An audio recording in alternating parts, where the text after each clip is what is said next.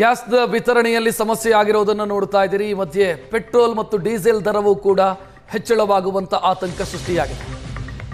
ಯುದ್ಧ ಇದೇ ರೀತಿ ಮುಂದುವರೆದರೆ ಪೆಟ್ರೋಲ್ ಡೀಸೆಲ್ ದರ ಹೆಚ್ಚಳವಾಗೋ ಸಾಧ್ಯತೆ. ಪೆಟ್ರೋಲ್ ಬಂಕ್ ಮಾಲಕರ ಸಂಘದ ಅಧ್ಯಕ್ಷ ಬಾಲಾಜಿ ಈ ಬಗ್ಗೆ ಮಾತನಾಡಿದ್ದಾರೆ. ಪೆಟ್ರೋಲ್ ಡೀಸೆಲ್ ಮೇಲೂ ಕೂಡ ಎಫೆಕ್ಟ್ ಆಗಲಿದೆ ಅನ್ನುವಂಥ ಮಾತುಗಳು ಕೇಳಿ ಬರ್ತಾ ಇದೆ. ಇದ್ರ ಬಗ್ಗೆ ಮಾತಾಡಲಿಕ್ಕೆ ನಮ್ಮ ಜೊತೆಗೆ ಸ್ವತಃ ಪೆಟ್ರೋಲ್ ಡೀಸೆಲ್ ಬಂಕ್ ಮಾಲೀಕರ ಸಂಘದ ಅಧ್ಯಕ್ಷರಾದಂಥ ಬಾಲಾಜಿರಾವ್ ಅವರು ಇದ್ದಾರೆ. ಅವ್ರನ್ನೇ ಮಾತಾಡ್ತಾ ಹೋಗ್ತೀನಿ. ರೇಟ್ ಬಗ್ಗೆ ನಾನು ಹೇಳೋಕ್ಕಾಗೋದಿಲ್ಲ ಈಗ. ಯಾಕೆ ಅಂದರೆ ಮೊನ್ನೆ 115 ಇದ್ದಿರೋದು ಇವತ್ತಿಗೆ $85 ಡಾಲರ್ಗಾಗಿದೆ.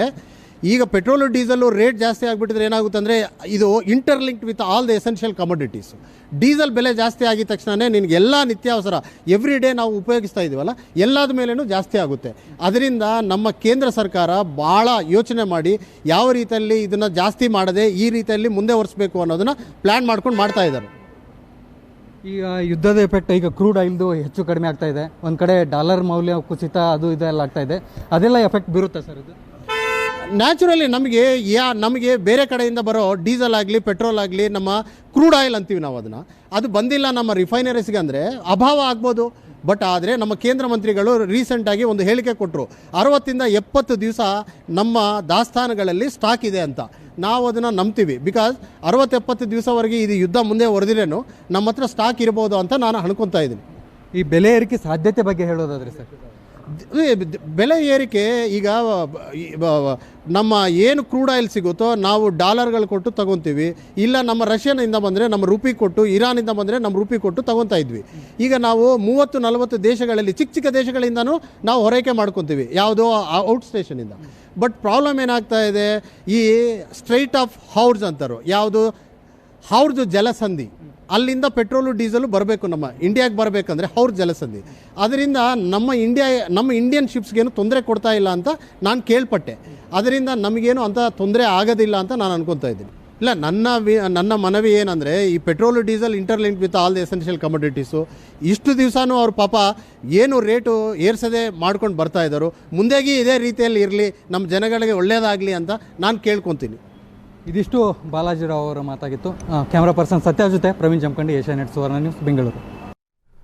ಗ್ಯಾಸ್ ಸಿಲಿಂಡರ್ ವಿತರಣೆಯಲ್ಲಾಗಿರುವಂಥ ವ್ಯತ್ಯಯದ ಕಾರಣಕ್ಕಾಗಿ ಜನ ಆತಂಕದಲ್ಲಿದ್ದಾರೆ. ಈ ಮಧ್ಯೆ ಗ್ಯಾಸ್ ಏಜೆನ್ಸಿಯಿಂದಲೂ ಕೂಡ ಪ್ರತಿಕ್ರಿಯೆಗಳು ಬರ್ತಾ ಇದೆ. ಪೂರೈಕೆ ಕಡಿಮೆ ಅನ್ನೋ ಕಾರಣಕ್ಕಾಗಿ ಗ್ರಾಹಕರು ಹೆಚ್ಚು ಗ್ಯಾಸ್ ಬುಕ್ ಮಾಡ್ತಿದ್ದಾರೆ.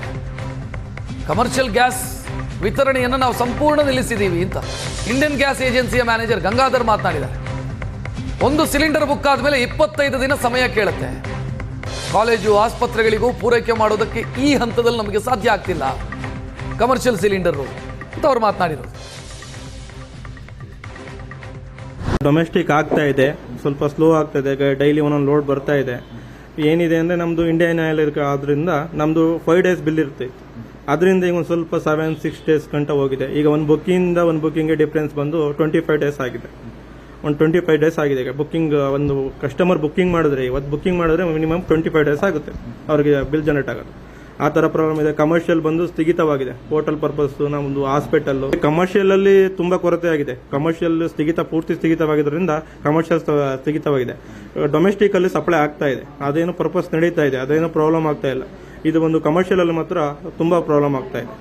ನಮ್ಮ ಹೋಟೆಲ್ ಪರ್ಪಸ್ ಇರ್ಬೋದು, ನಮ್ಮ ಚೌಟ್ರಿ ಇರ್ಬೋದು, ರಾಮಯ್ಯ ಟೆಕ್ನಾಲಜಿ ಇರ್ಬೋದು, ಈ ತರ ಹೋಟೆಲ್ಗಳಿಗೆಲ್ಲ ತುಂಬಾ ವಿದ್ಯಾರ್ಥಿಗಳಿಗೆ ತುಂಬಾ ತೊಂದರೆ ಆಗ್ತಾ ಇದೆ. ಹೋಟೆಲ್ ಪರ್ಪಸ್ ಅಲ್ಲಿ ಹಾಸ್ಟೆಲ್ಗಳಿಗೆಲ್ಲ ತುಂಬಾ ಪ್ರಾಬ್ಲಮ್ ಆಗ್ತಾ ಇದೆ. ಒಂದು ಕಸ್ಟಮರ್ಗೆ ಈಗ $855 ಇತ್ತು ಇಂದ ಪ್ರೈಸ್, ಈಗ 4 ಡೇಸ್ ಇಂದ ಇನ್ಕ್ರೀಸ್ ಆಗಿದೆ $60.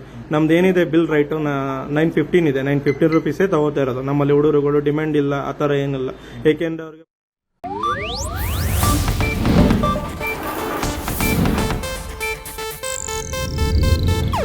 ಇದು ಏಷ್ಯಾನೆಟ್ ನ್ಯೂಸ್ ನೆಟ್ವರ್ಕ್ ಪ್ರಸ್ತುತಿ.